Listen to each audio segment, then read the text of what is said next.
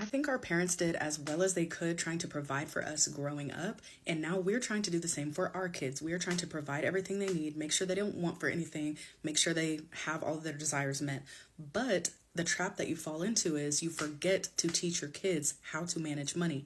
That is a lot of the story for your parents not teaching you how to manage money. And now you're out in the real world and you're struggling thinking, how did this happen? I didn't grow up in the struggle. Why am I struggling now? And it's because your parents didn't teach you how to manage the money. And it's not because they didn't care. It's not because they want you to struggle. It's because they didn't think about teaching you.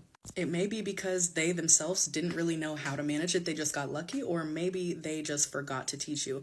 So now moving forward, you have to make the conscious decision, not only have to learn how to manage your money, but you have to teach your kids, if you have any, how to manage theirs too as they're growing up. That way they don't get in the same position you're in, where you are out in the world struggling, confused because their parents didn't teach them.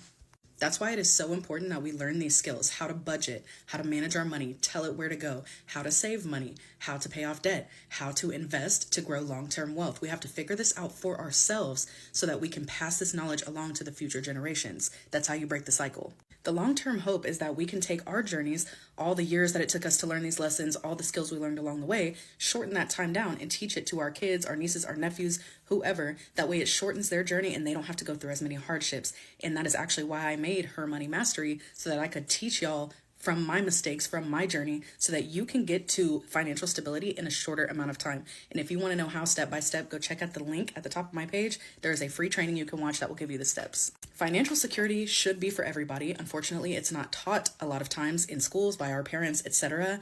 But as an adult, it is now your responsibility to learn these things so that you can have a better life and the generations following can have better lives too.